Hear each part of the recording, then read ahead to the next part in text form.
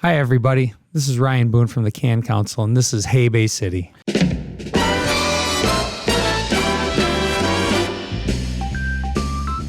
Ryan Boone from the Can Council. Nice to meet you. Nice to meet you as well, Phil. I'm looking forward to talking to you. We were talking as we walked in that Can Council has such a special place in my heart as a previous teacher, and working with kids every day, and how you guys serve our really essentially our children by education and all sorts of things that we'll talk about. You guys are doing such important, necessary work, so I'm looking forward to talking to you. Absolutely. Thanks for having me. Before Can Council, though, you were a principal. I was. Tell me about that. I was 26 years in education, all with Bay City Public Schools. I taught in almost every school, secondary school in Bay City, and then decided to move into the world of principalship and being an administrator. And I was an assistant principal at Handy Middle School for a little while, and then principal there. And then I had the opportunity to take over Eastern High School. At the time, it was Winona, and it was one of those programs that they were kind of always, should we keep it going? Should we shut it down? And they kind of our school board gave me free reign on it. We kind of created something really cool. And I was there for about 7 years, and really got the program up and running again, and created a good, viable opportunity for kids that needed something different than traditional education. Yeah, Eastern is such an important part of the Bay County community. You guys are doing such a great job, and you certainly played a role in that. Looking back on your time as principal, what did you love about that work? What did you value most about that work? What was important to you as a principal? Yeah, I in education in general, it was just, I've got 26, 27 years of just really good memories and really good relationships with people, whether it be other teachers, whether it be with the kids that went through. I still see them all the time in the community, and that's the one thing that I'll always take with me. Like you have the opportunity to make a bunch of really neat relationships and help people, whether it be teachers or whether it be students or parents or whoever.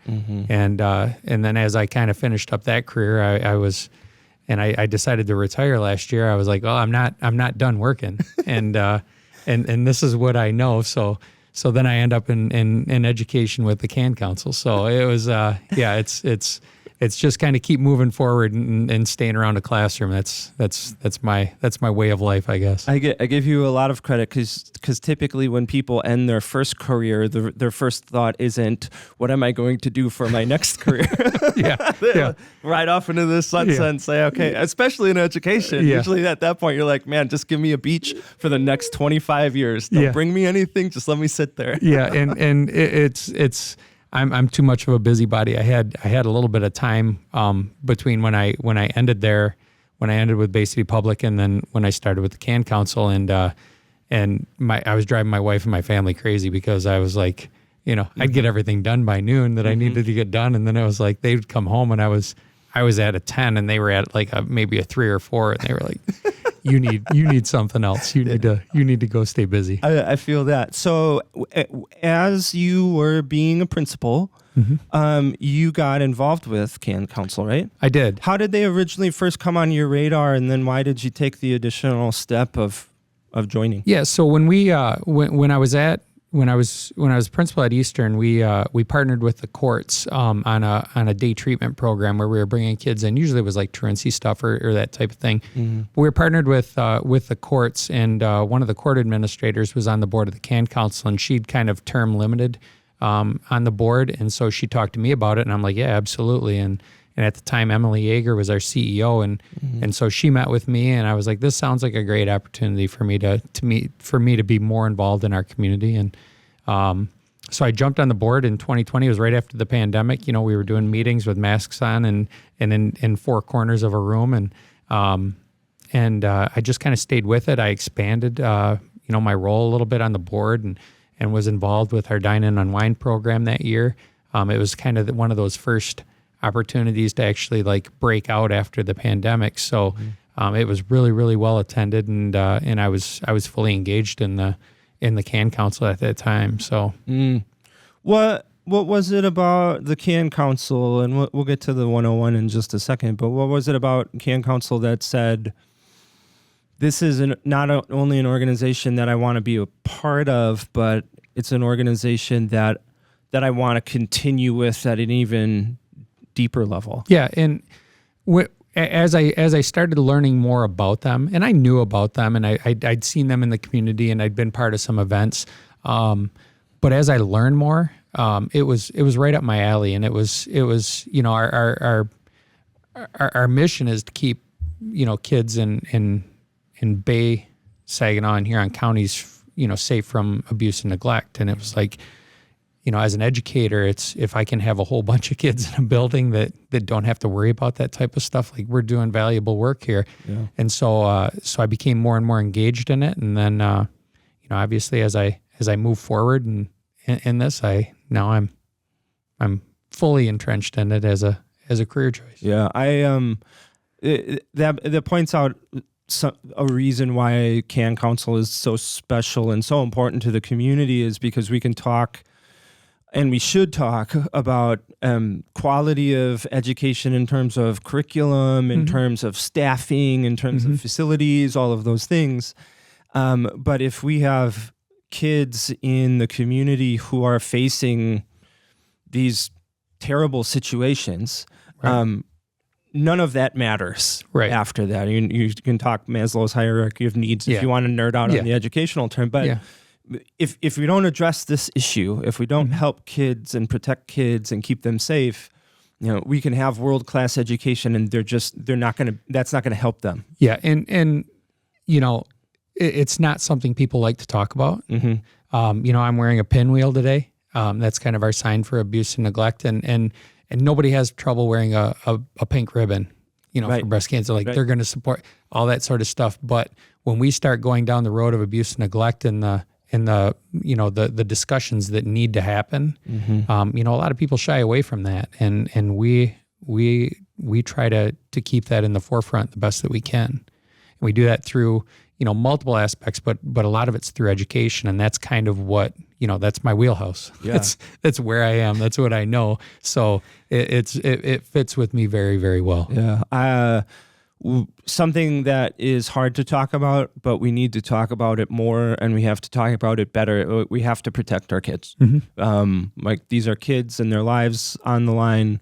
We have to be adults, and we have to say we lay the cards out on the table. How can we help kids in these situations? How can we protect them? We do different types of presentations, but one of the key ones that we do, and we can talk about more about those later, but one of them is, one of the main points in our Stewards of Children is that we as adults, like it is our job to protect kids, and that's what we should be doing. And that's what CAN Council is, it allows us to do, and allows us to teach the adults. It allows us to teach the kids. It allows us to be in the forefront of all of these conversations. And it's a huge point, and people need to hear it. Somebody say it out loud to them that we as adults, we need to protect kids. Yep. So give me the 101 of CAN Council. Who are you? What do you do? And we can start talking about the different programs, workshops. Yeah. So CAN Council, we're kind of the leader in advocacy for child abuse and neglect in Bay. We're located in Bay, Saginaw, and Huron counties. There's multiple parts to CAN. I'm on the prevention education side, and we've got a whole bunch of different layers to our prevention education. We also have a CAC. Our Child Advocacy Center, and our Child Advocacy Center allows kids to, when this stuff does happen, it allows them to go in and be interviewed and do it in a very controlled, normalized manner so that we're not traumatizing the kids more. It's a fabulous side of CAN. But, as prevention people, we try to make sure that doesn't happen. But when it does, because in reality it does, we provide a really good service to our kids and to our community on that side of it as well. Amazing. So if you jump over to the CAN Council website, do you know the address right off the top of your head?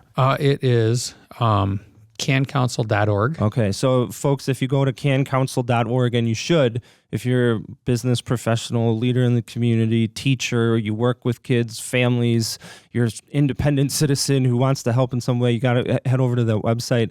You showed kind of different ways that you can help different people or educate different people in the community, specifically a group for parents and caregivers, students, and then the community and professionals. So maybe highlight exactly how you outreach to these different groups. Yeah, absolutely. And with our prevention program, we have multiple layers to that as well. We have a parenting education group and we have a coordinator for that. Crystal Charbonneau is our parenting coordinator. So we do a 24/7 dad program. She does parent cafes, tries to get in front of parents as much as possible. For our educators or for anybody that is actually working with kids, we have stewards of children training, which is going to provide them with the signs of this, and then also mandated reporter training, which happens when you do recognize some of these signs, what to do about it. We do that in conjunction with DHS, so they're always there with us in those presentations.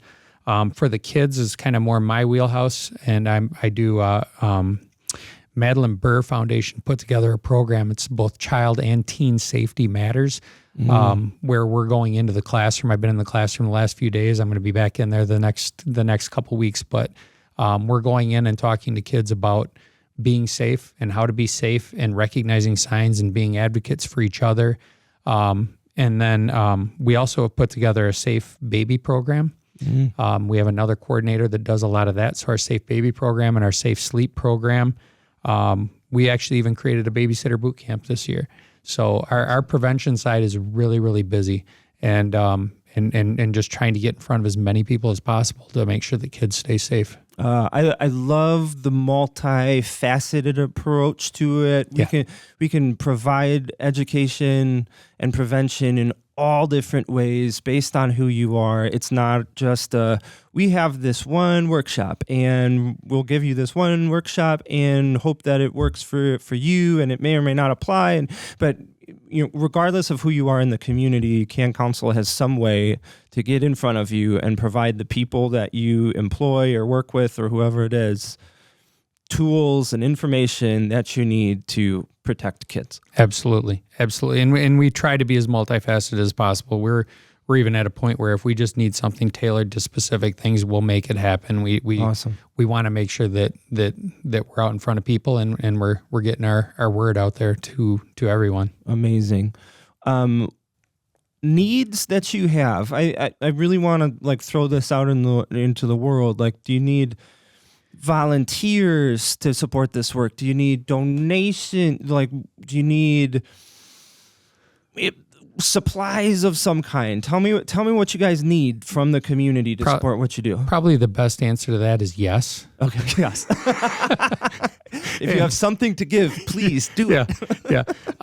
We're always looking for volunteers, and it can be as simple as coming over. We have a locker on site at the Saginaw Can Council, but it can also be distributed into other places.